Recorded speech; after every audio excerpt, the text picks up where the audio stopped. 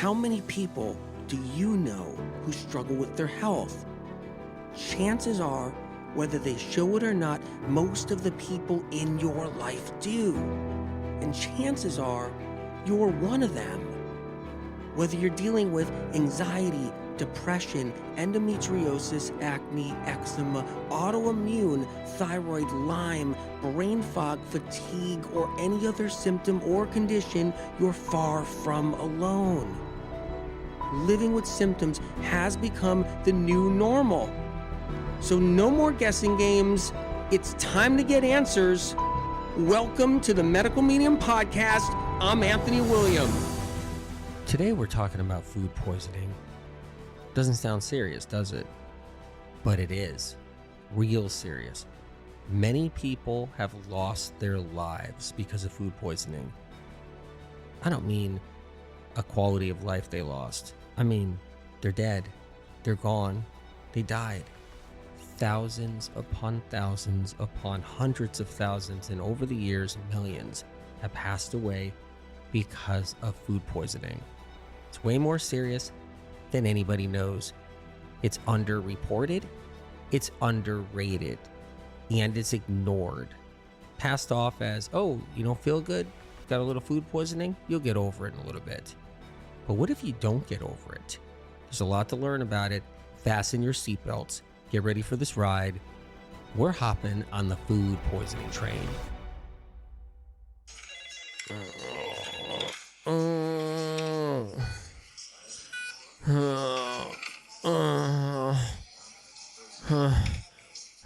my God. I can talk now. Yeah, I'm in the hospital. They think it's food poisoning. Yeah, I had some oysters yesterday at a pub. Yeah, what can they do? They said they can't do anything. They had me on a morphine drip and an IV, and they said they have to wait. They did a CAT scan and MRI. Yeah, there's nothing they can do. I don't understand. They got hospitals and the best medical everything, and they can't fix it.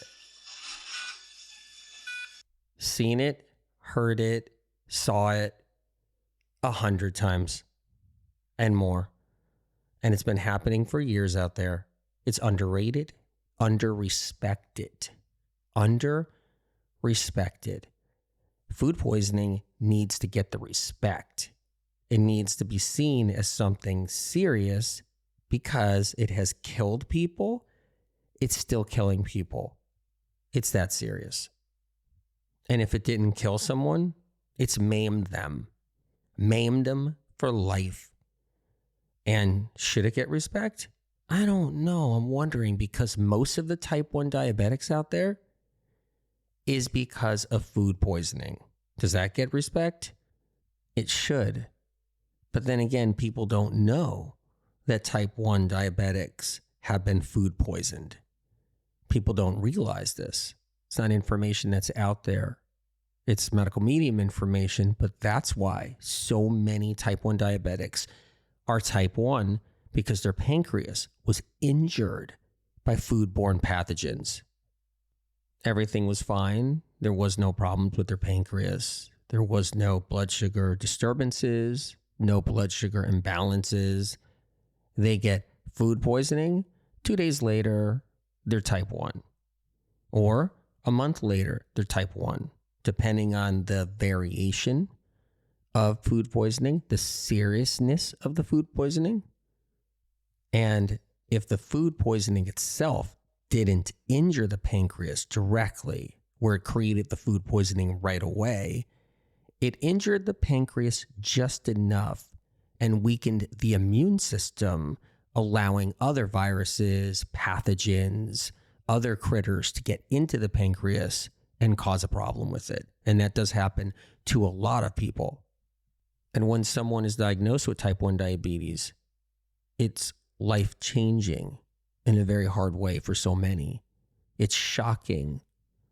And it can be really difficult for a lot of people struggling with type 1 to have that. The diagnosis itself is very scary for many. And to think that a meal at a restaurant or a home cooked meal, not carefully home cooked, created a situation where the person got a foodborne pathogen that made them so sick it injured organs internally and injured the pancreas, creating that type 1 diabetes. Now, what about a lifelong bloating problem? I don't mean just mild bloating like so many influencers show on social media as they're talking about their lymphatic drainage, their massages, and their dehydrating diets and caffeine diets. I'm talking about bloating that's so painful, so disturbing, distension that's so difficult to function or live with. You can't wear any clothes. Any clothes you wear puts pressure on it. Walking's difficult, and you're constantly in pain and discomfort. Serious bloating problems that many people have. What about that? That's a food poisoning problem for a lot of cases. Not all bloating cases that are that serious, but a big hunk of them out there in the world. That's because of food poisoning at some point and at some time in their life. And when those people got food poisoning, the bugs in that food attacked the stomach lining, the stomach glands that produce the HCl, attacked the intestinal tract.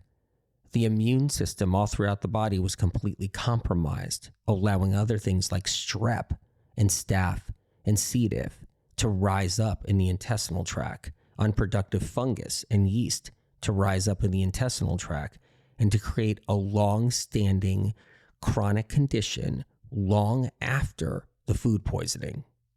And how about all the H. pylori cases? How about that? You heard that before, right? So many people, they go to their functional medicine doctor, their GP, their internal medicine doctor, and they go there and the doctor's like, well, I think you might have H. pylori because everything else checks okay in your intestinal tract, your colon. We did the colonoscopy. Everything looks okay. So I'm thinking we got some H. pylori here. And next thing you know it, they're testing for it. They're looking for it. And they're like, ooh, it looks like you might have H. pylori. Let's do some antibiotics and some other things. What about that H. pylori? How did it get there? Everybody has H. pylori in their system for the most part out there. But how did it get to the level it does? When you go to the doctor and they're saying, this is your problem, it's H. pylori. And that H. pylori is causing problems in your intestinal tract, your duodenum, your stomach. Well, it rose up because food poisoning knocked you down. And so many people, that's what happened, where they got a case of food poisoning and then the H. pylori came later. It could come a week later and become a problem. It could come a month later, 6 months later.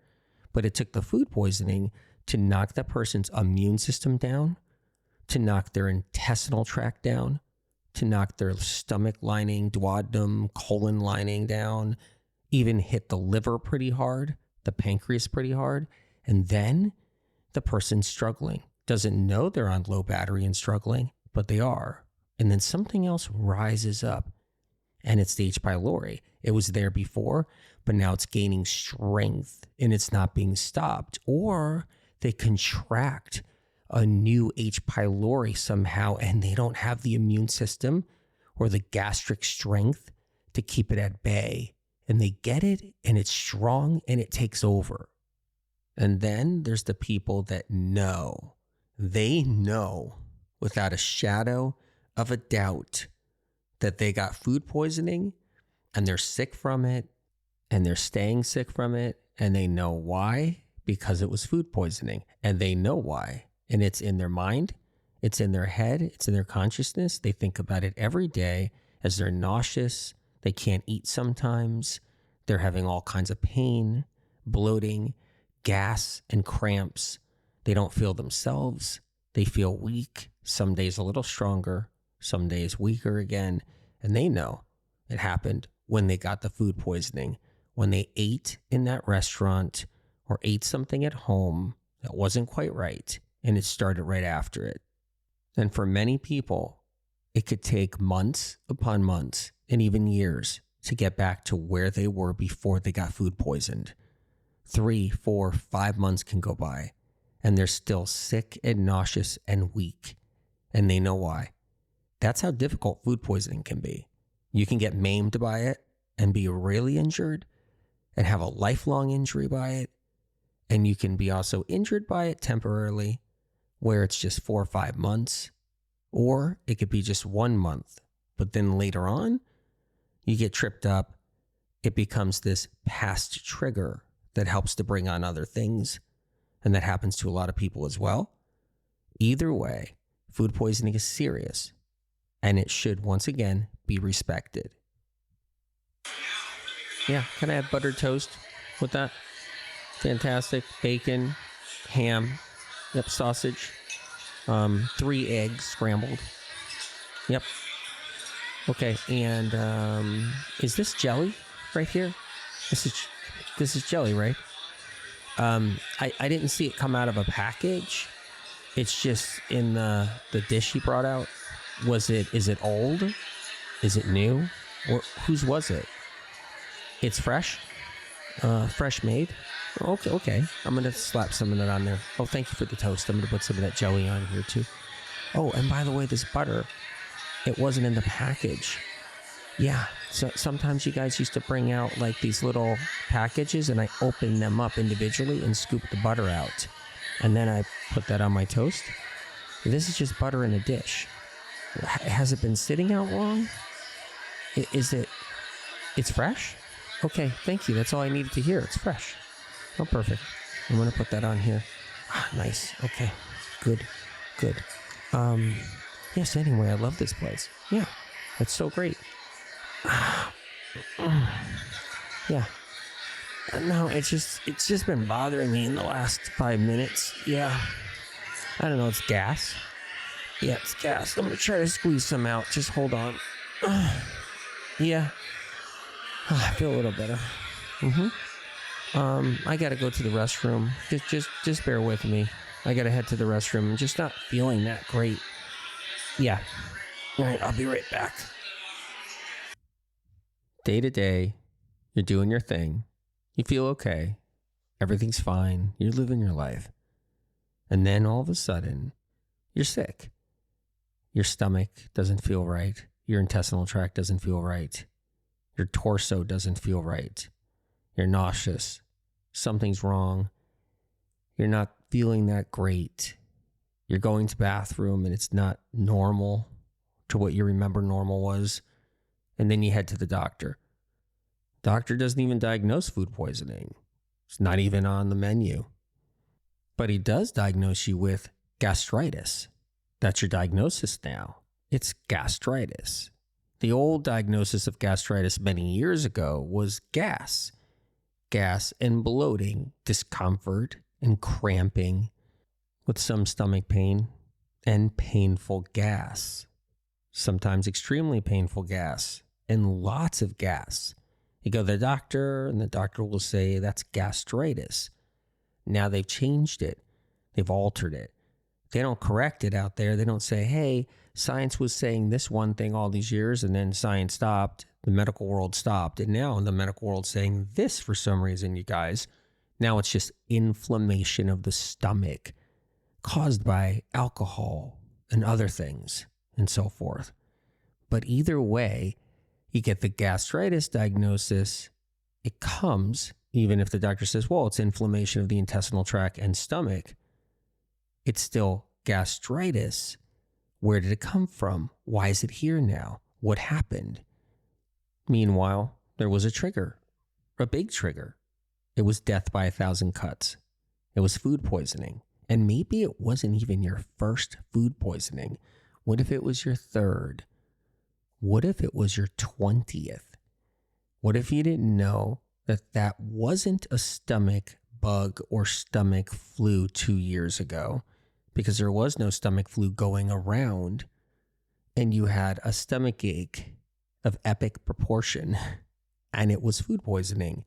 What about mild versions? What about that diarrhea that you had and the vomiting that you had 1 week last year? Was that food poisoning? Yeah, because a lot of people get it periodically. They get it a lot. They can get it 50 times in 10 years. They can get it 250 times in 20 years.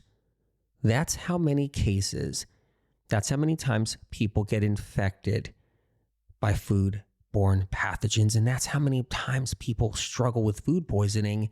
And then it becomes that ultimate trigger, that trigger into other problems, allowing other things to rise up and wreak havoc long after the food poisoning stops. Appendectomies, anybody? Let's talk about appendicitis, because this is a big one right here. Almost all, yes, almost all, not all, but almost, appendicitis cases are from food poisoning, foodborne pathogens. Either the food poisoning lowering the immune system, destroying the environment in the colon, the intestinal tract, in the duodenum and stomach, destroying that environment to such a degree and challenging the immune system to such a degree, the appendix gets attacked. The appendix gets attacked either by the food-borne pathogen in which the person consumed, which got them the food poisoning, or something that's inside of them like E. coli that's been waiting, pockets of E. coli that have been building up in the colon in there for many years, waiting for a chance to blow up large, including strep, to blow up large, and C. diff as well. And then when that immune system's lowered from getting food poisoning, anything sitting down in there has a chance to be like, this is my break. And the E. coli just starts to move. It starts to grow fast, and the immune system is not monitoring it. It's not covering it. It's not keeping it back. And then it finds its way into the appendix, and then boom, it inflames it. And this could happen long after the food poisoning. It could happen months after. It doesn't have to happen 2 days after, but it does in a lot of cases. So let's talk about that. So many people get food poisoning. They're vomiting. They're having diarrhea, and they're in trouble. They're getting dehydrated. They can't hold anything down. They're in the bathroom vomiting constantly. They can't sleep. They can't rest. Their stomach is killing them. Their intestinal tract is killing them. They're getting sicker and sicker. And then a family member, or they just say, I have to go to the hospital. It's time. And they go to the hospital, and they're in there, and they get a CAT scan, and they get an MRI, and they look at their appendix, and their appendix looks disastrous. The doctor's like, well, you have an appendix problem now. We might have to do surgery. And they don't say, well, the food poisoning's the problem. They'll just say it's the appendix is the problem the whole time. But really, the person got the food poisoning, which is leading to their appendix being a problem. Which takes us to this next part. Many of these appendicitis cases are because of food poisoning. Whether it's a week after the food poisoning, whether it's 2 days after, or even months after. What they find is the appendix gets tattered and ragged and beaten down and worn down. And when they look on the CAT scan and they take a look at that appendix, they see it's swollen and inflamed, and they see it's kind of tattered. They see it's bulbous, and they go, whoa, you need this out.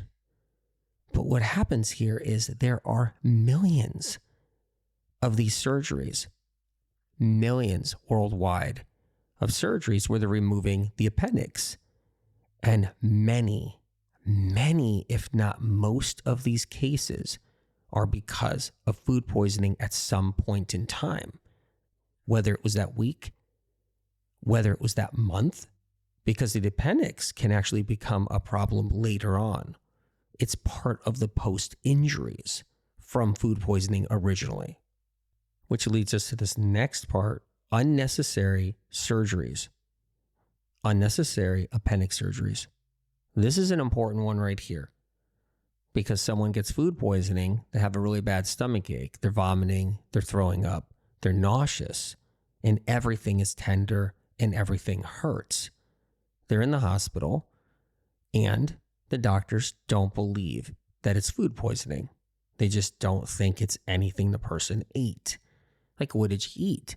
And the person will be like, well, I ate just my normal stuff and I ate whatever and I ate my dinner that I usually eat. And what's happening here is food poisoning doesn't have to come on right when you have a meal.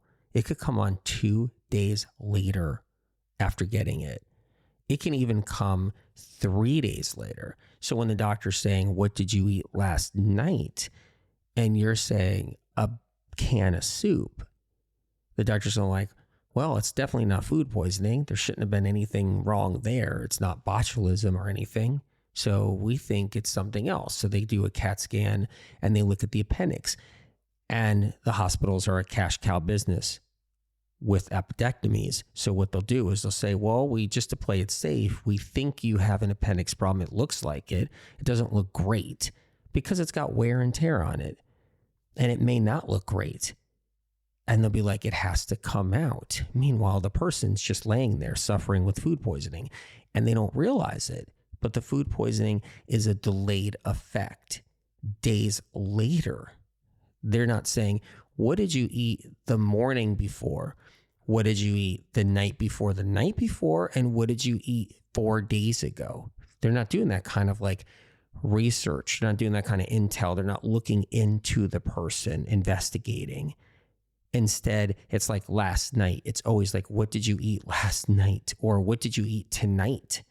Because now you're in the hospital at 2 a.m, vomiting and you're in pain. So they'll be like, what did you eat tonight? But they won't go further back.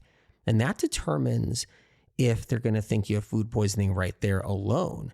Is they're not going to say, what was it 2 days later? And all of a sudden, 3 days later, you were at a fair and you were eating clams at a fair. And they're not thinking about clams at a fair 3 days ago or egg salad in a park 2 days ago. They don't go that far back, or the 2 restaurants you ate at 4 days ago. So what happens is they're going by last night or tonight's meal. And a lot of times people have this innocent meal that just seems like the normal meal that shouldn't host a problem. And then the person's confused who's sick, the doctor's confused, and they think it's your appendix. And now the appendix is coming out when it doesn't need to. It's their go-to. Anybody who enters the hospital with a bellyache, they are revved up to remove the appendix. Many times it's necessary, and many times it's not necessary. Found you guys. Amazing picnic. Mayonnaise, mayonnaise, mayonnaise. I got my egg salad right here. I made a big one. My grandma's old recipe. Yeah.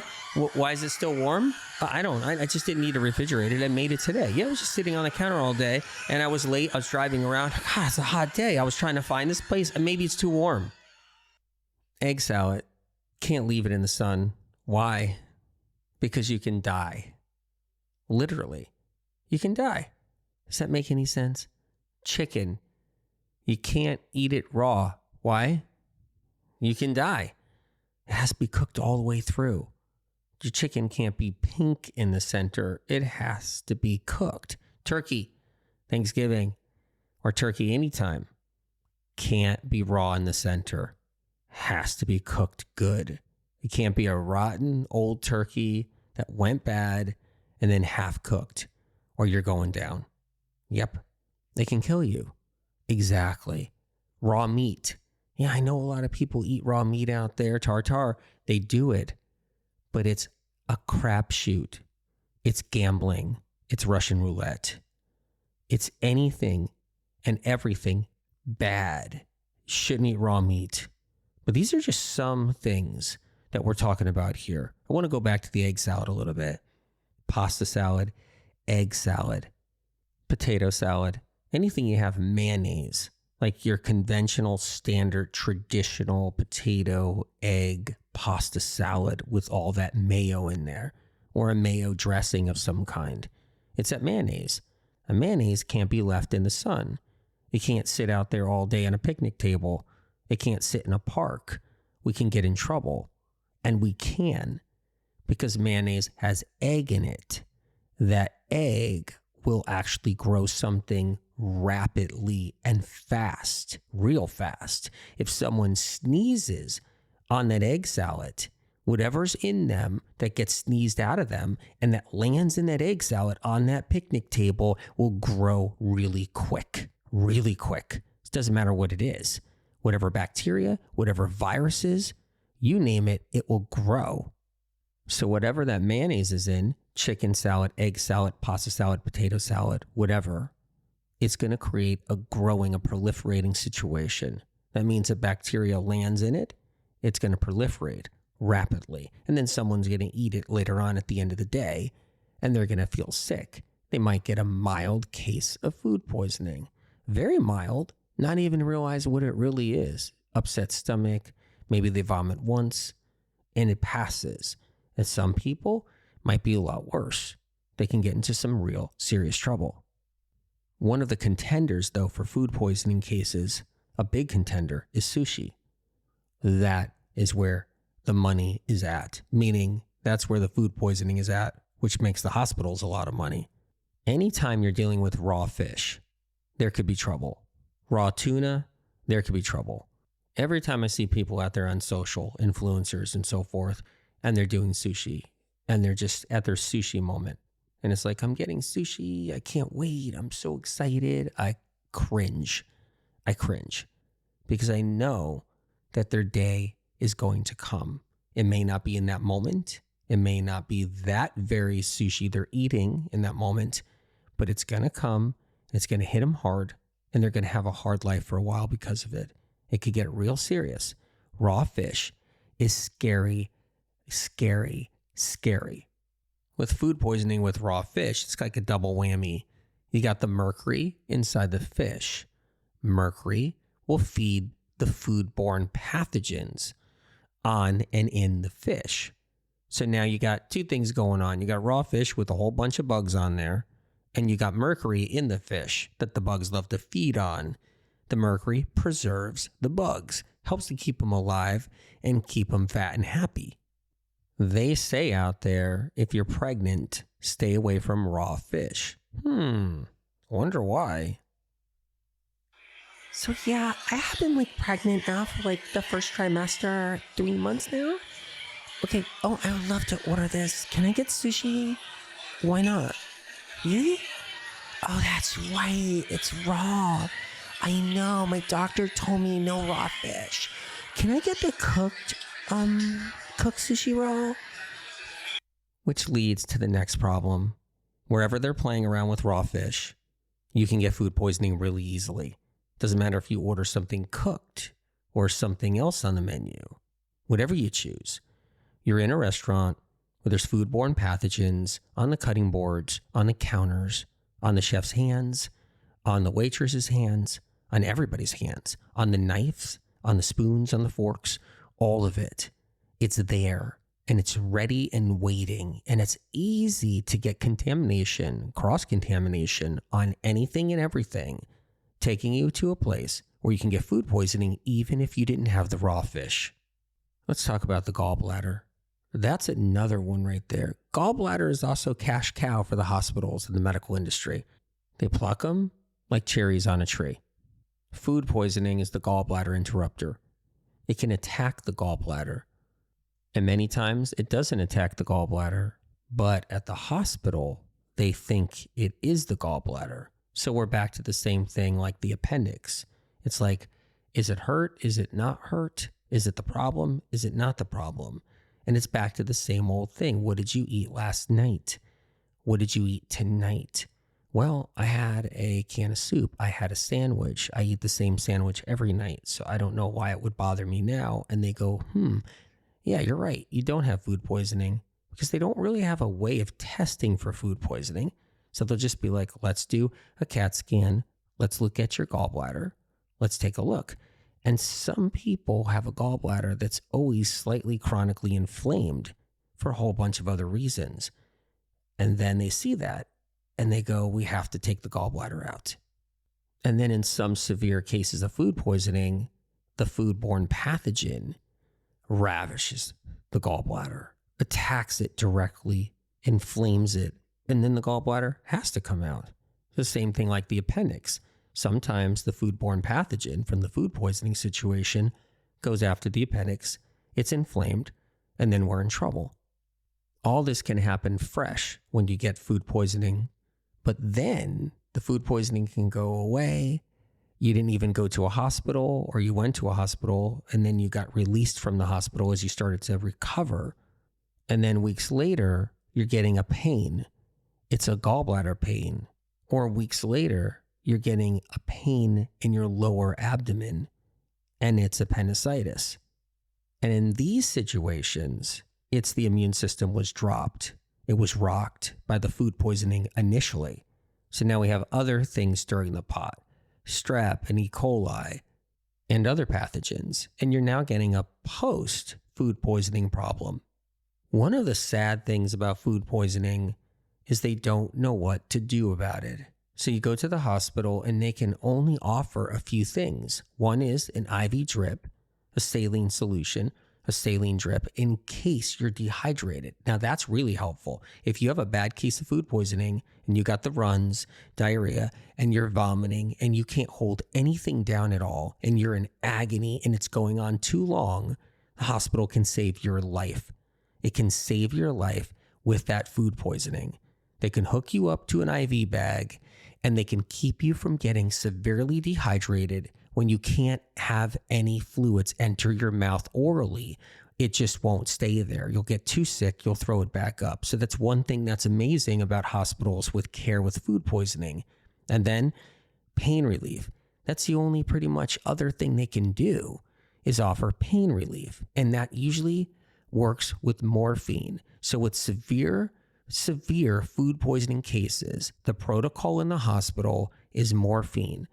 And that's what they use to dull down the pain so you can talk, so you can lay there, get a little sleep, so your body can heal. That's what they offer there. And for some people, yes, it saves their life because the pain is so excruciating, they feel like they want to die. And so pain relief is one thing that gives them an edge. The other thing is the IV bag. Now, I'm not saying morphine's a great thing. I'm just saying what the protocol is at the hospital to try to help somebody when they're in devastating, critical care, like intensive care kind of stuff with the food poisoning. That's what they do. And then they do the waiting game. They wait it out.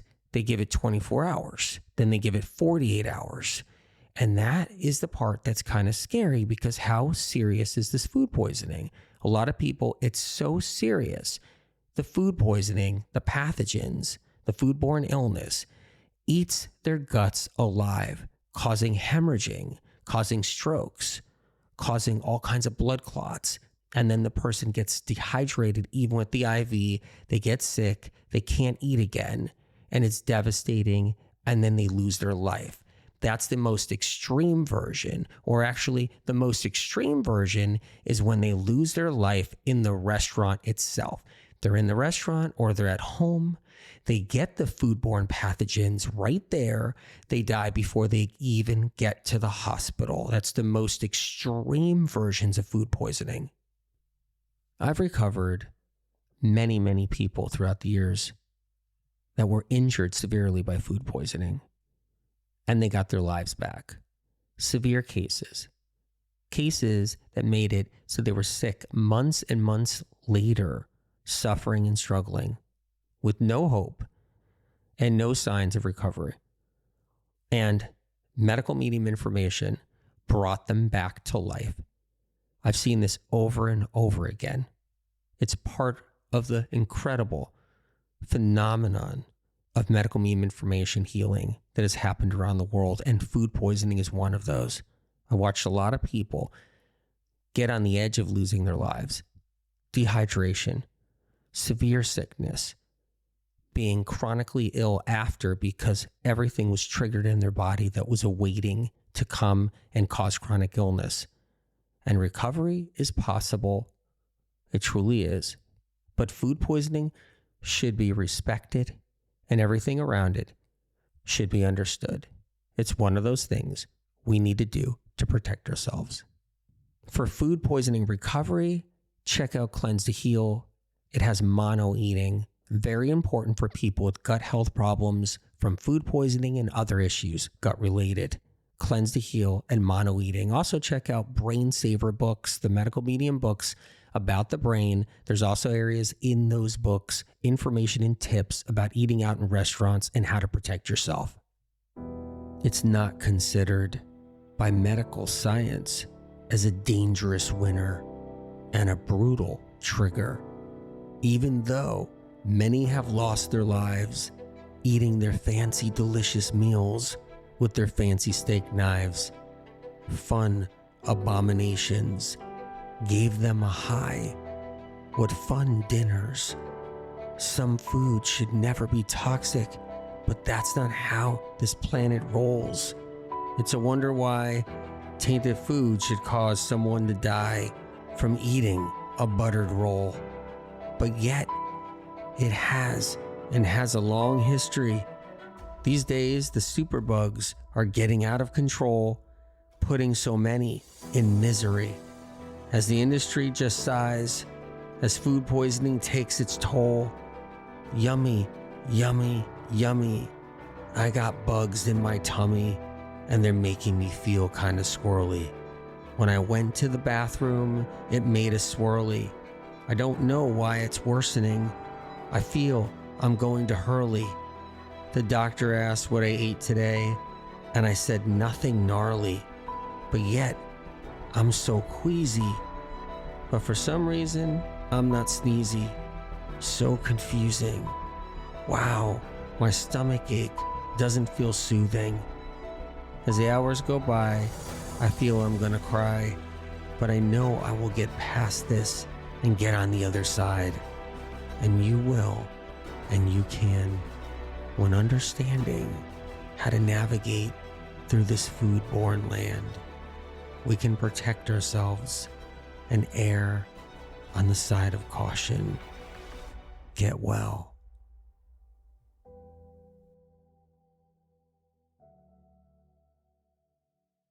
Original published medical medium information gets stolen and poached by podcast doctors, social media doctors, influencers, and medical clinics. Medical medium information has never yet been proven wrong by medical science and research. Instead, the opposite. Only proven right and then taken from medical medium published material and used in the conventional and alternative health communities. Medical medium information continually sets the stage for medical science to understand chronic illness better. If you choose to share or use the original, unique content from the Medical Medium podcast, books, or Medical Medium social media, please cite where this information comes from, so others who see and learn of this information have a chance to know where it all originates, to give them an opportunity to heal, so they don't end up losing years of their life searching for answers like so many have before them. The Medical Medium information here on this podcast doesn't come from broken science, interest groups, medical funding with strings attached, botched research, lobbyists, internal kickbacks, persuaded belief systems, private panels of influencers, health field payoffs, trendy traps, or gathered bits and pieces of gimmicky confusion. Because chronic illness is exploding like never before in our modern day history, it takes a greater force than us down here. It takes a helping hand from above. Medical medium information has street cred. It's an organic movement of countless people around the world healing. More healing stories of real people not being paid to tell their life-changing experiences of rising out of the ashes of sickness and entering into the light of full recovery, getting their lives back and finally healing when nothing else in the world of health could move the needle and get them better. The information on this podcast is not man-made. It comes from above, from a higher source. Whatever you believe in, whether God, the universe, the light, or the creator, or if you believe in nothing at all, that we're just floating through space together on this rock. Know that the information you hear on this podcast is separate from all the other noise out there. It comes from a different place, a pure, untampered with, advanced, clean, uncorrupted, original, primary source, a higher source, spirit of compassion.